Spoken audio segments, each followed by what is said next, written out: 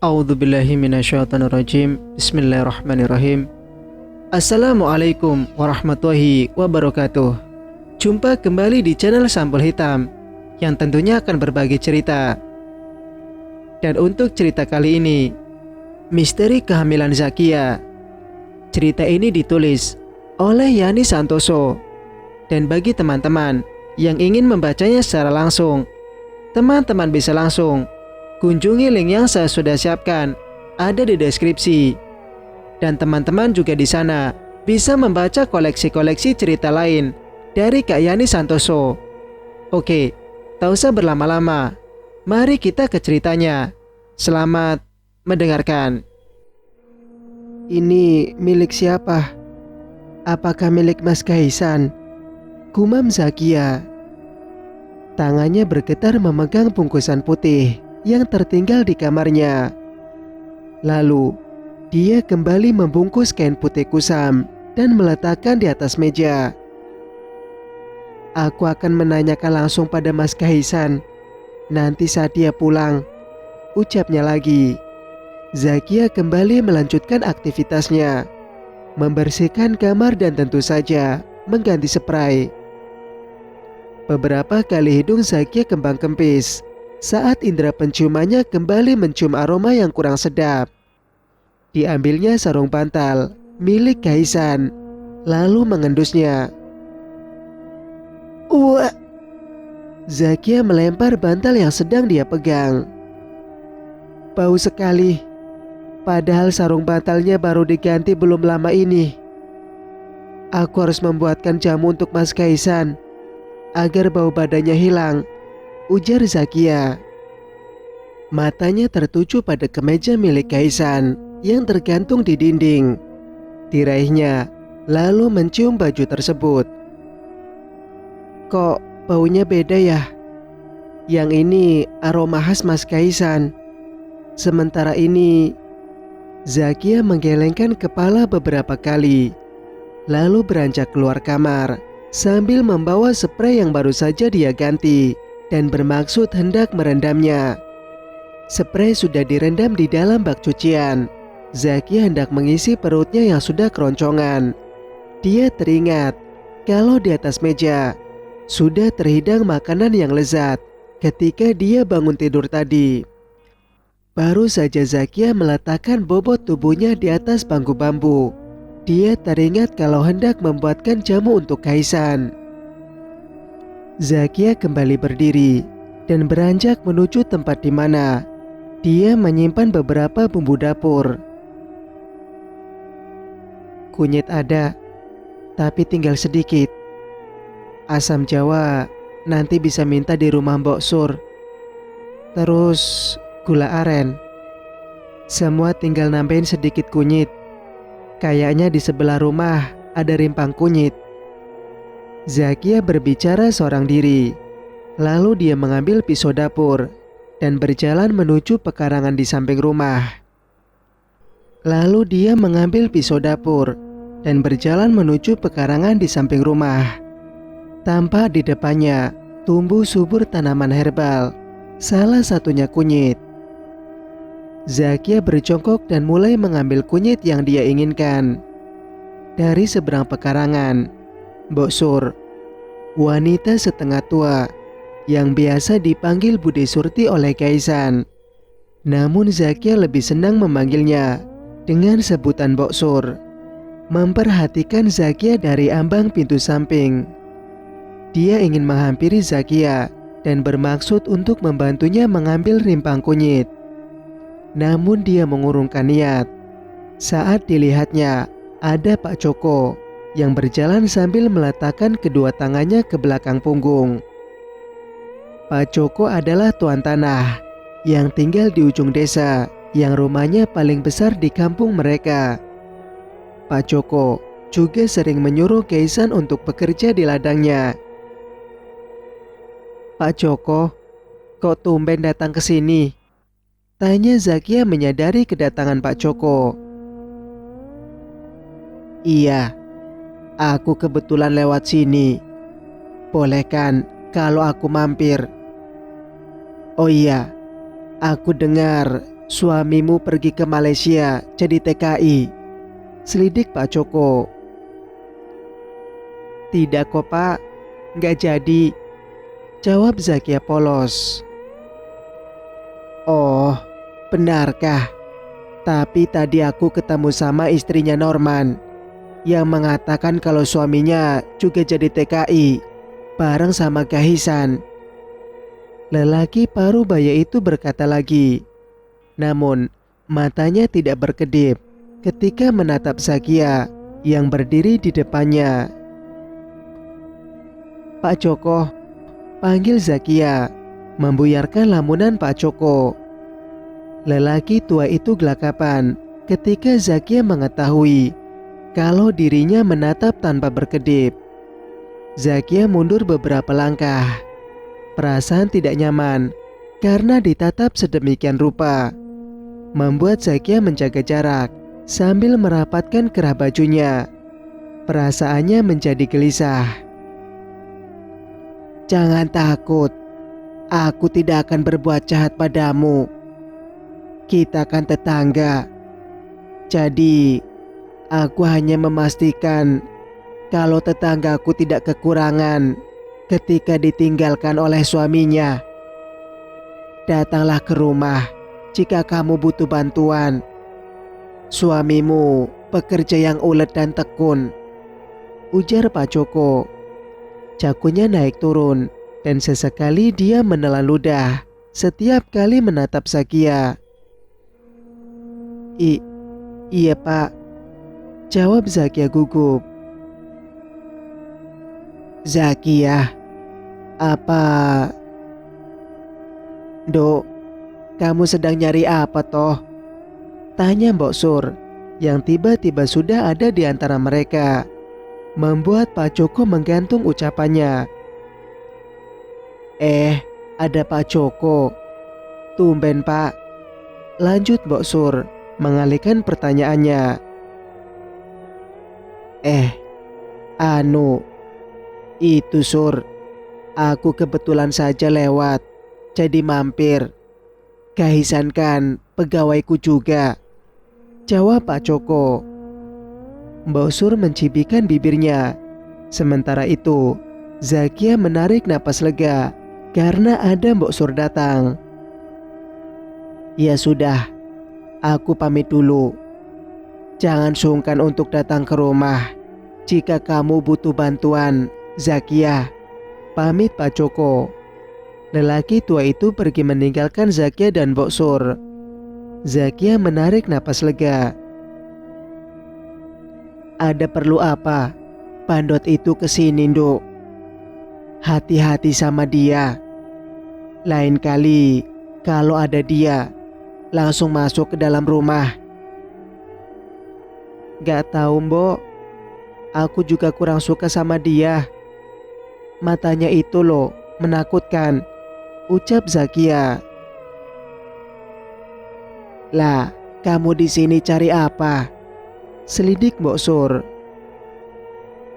Nyari kunyit Mbok. Hehe, jawab Zakia sambil nyengir. Sudah, sana masuk. Ora ilok, surup-surup keluyuran di kebun. Mbok Sur menyuruh Zakia masuk rumah karena hari sudah beranjak senja. Singkat cerita, Zakia duduk dengan gelisah di bangku kayu yang ada di ruang tamu. Matanya berkali-kali melihat ke arah pintu, berharap ada suara ketukan dari Gahisan. Sudah malam, kenapa Mas Gahisan belum pulang ya? Gumam Zakia. Dia berdiri, lalu berjalan mondar-mandir di ruang tamu. Hatinya benar-benar gelisah, tidak sabar menunggu kedatangan suaminya, Gahisan. Dek, Mas pulang. Zakia bergegas menuju pintu, lalu membukanya tanpa bertanya siapa yang ada di luar rumah. Karena dia sudah sangat hafal dengan pemilik suara yang ada di luar. Mas Gahisan, seru Zakia. Raut wajahnya yang begitu bahagia. Sorot matanya berbinar begitu melihat siapa yang berdiri di depan pintu. Zakia meraih tangan suaminya, bermaksud hendak menciumnya. Akan tetapi, dia sangat kaget ketika meraih tangan suaminya. Terasa begitu dingin, sedingin udara malam yang berhembus masuk seiring dibukanya pintu rumah. Bukan itu saja, Zakia juga kembali mencium aroma yang menusuk hidung.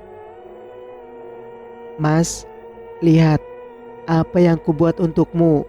Jamu," ucap Zakia sembari mengulurkan segelas jamu ke arah Kaisan. Kaisan yang menatap gelas yang dipegang Zakia, ragu. Dia menerima gelas tersebut, lalu dalam sekali teguk, isi gelas sudah berpindah ke dalam perutnya. "Mas, cepat mandi, biar badannya segar." Zakia menarik tangan Kaisan menuju kamar mandi yang berada di dekat dapur. Sementara Kaisan hanya menurut apa yang diperintahkan Zakia tanpa berkata sepatah kata pun.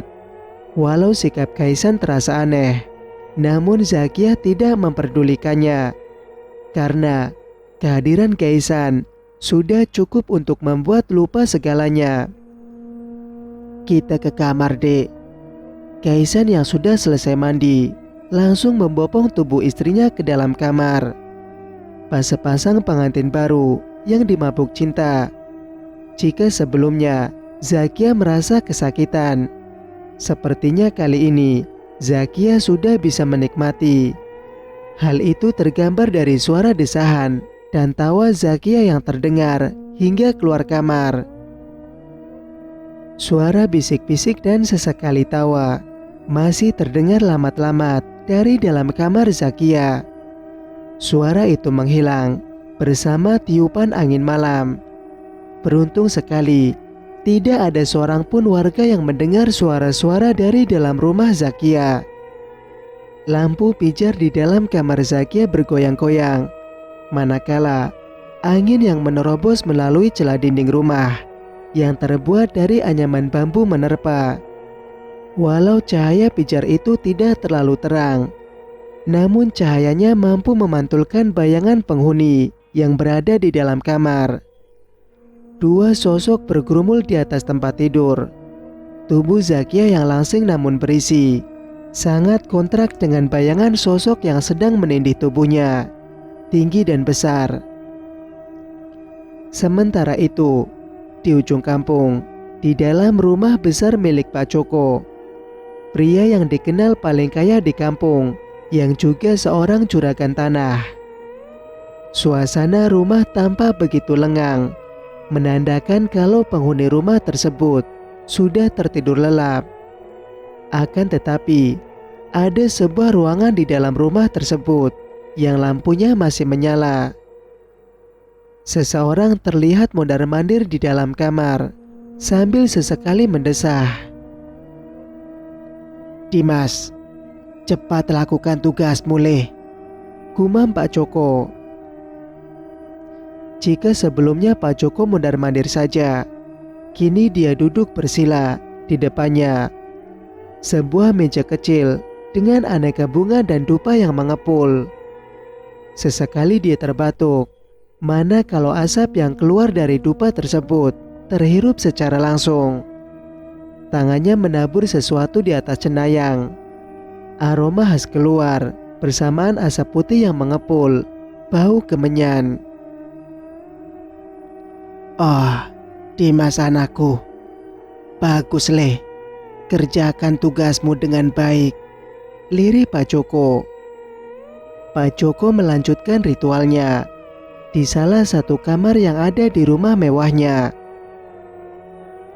Sementara itu, di dalam kamar lain, seorang wanita terjaga dari tidur lelapnya.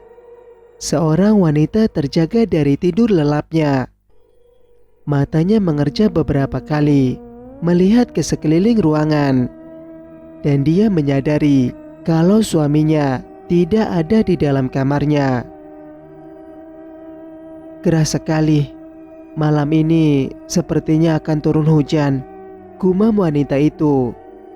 Dia bangkit dari tempat tidurnya, menuju jendela kamar, lalu membuka sedikit. Seketika, angin segar masuk ke dalam kamar, melalui jendela yang baru saja dibukanya. Hembusan angin yang cukup kencang, membuat wanita itu terhenyak, dan spontan mundur beberapa langkah ke belakang. Anginnya cukup kencang, rupanya di atas sana. Langit juga tampak cerah, sehingga kelip bintang terlihat begitu jelas bertebaran. Ujar wanita itu lagi. Tapi, kenapa udaranya begitu panas dan gerah ya? Dia mengernyit, lalu kembali menutup jendela kamarnya. Namun gerakan tangannya terhenti ketika matanya melihat cahaya lampu yang berasal dari kamar belakang. Siapa yang menyalakan lampu di kamar itu? Apakah Danar yang berada di sana? Atau mungkin Ningsih? Wanita itu menggelengkan kepala karena Danar, anak keduanya, sedang berada di luar kota dan sedang melakukan KKN. Sementara Ningsih, dia juga berada di rumah mertuanya. Tidak mungkin dia pulang dan tidur di kamar itu, karena Ningsih mempunyai kamar sendiri. Wanita itu kemudian bergegas keluar kamar, menuju kamar yang berada di belakang. Dia ingin mencari tahu siapa yang berada di dalam kamar tersebut. Saat langkahnya semakin mendekat ke kamar yang dituju, wanita itu menghentikan langkahnya ketika seseorang tiba-tiba memanggil namanya. "Westi, kamu mau kemana?" Wanita itu, Westi, membalikkan tubuhnya dan mendapati suaminya, Pak Joko, sudah berdiri di ujung lorong. "Kang, kamu dari mana?" tanya Westi balik ketika melihat suaminya. "Oh, aku tadi tidak bisa tidur dan keluar sebentar untuk merokok," jawab Pak Joko. "Ayo, kembali ke kamar," ajak Pak Joko sambil menggandeng tangan istrinya. "Tunggu Pak, aku mau melihat kamar belakang dulu." "Kamar belakang? Buat apa?" selidik Pak Joko. Wajahnya mendadak berubah sedikit gusar. "Aku cuma mau ngecek saja Kang. Soalnya tadi kulihat lampu di kamar itu menyala," jelas Bu Wasti. "Itu tadi aku yang di sana, memastikan kalau kamar itu masih bersih dan terawat. Walau Dimas sudah tidak menempati kamar itu lagi," jelas Pak Joko. Bu Westi menarik napas lega mendengar penjelasan suaminya. Saat berjalan beriringan, Bu Westi mencium bau sesuatu. Bukan bau asap rokok, seperti yang dikatakan suaminya tadi, kalau dirinya sedang merokok. Akan tetapi, bau dupa dan kemenyan, yang aromanya begitu khas dan kuat. Singkat cerita, hangat mentari pagi menembus sela di dinding bambu, menyentuh sebagian kulit Zakia yang hanya tertutup selimut sampai sebatas dada. Hangatnya membuat wanita itu terjaga. Rasanya baru sekejap dia memejamkan mata. Namun ternyata hari sudah berganti menjadi pagi. Matanya mengerja beberapa kali, tangannya meraba ke samping. Namun tidak ada seseorang yang dia harapkan ada di sana. Zakia bangkit, menyandarkan tubuh lelahnya di dinding dan menarik selimut hingga batas leher. "Mas Kaisan pasti sudah berangkat bekerja dan aku terlambat bangun pagi untuk menyiapkan sarapan untuknya," lirihnya. Mulutnya menguap lebar. Rupanya rasa kantuk belum hilang. Ada lelah yang dia rasakan setelah melayani suaminya semalam, membuatnya enggan untuk segera beranjak dari tempat tidur. Dari kedua sudut bibirnya, sebuah lengkung senyum menghiasi. Sebuah lengkung senyum menghiasi. Wajahnya merona, dan kini senyum itu berubah menjadi tawa lebar. Mas Kaisan sangat berubah. Sejak mengurungkan niat untuk merantau, dia sangat perkasa, bisik Zakia. Pikirannya menerawang, membayangkan bagaimana perkasanya Kaisan.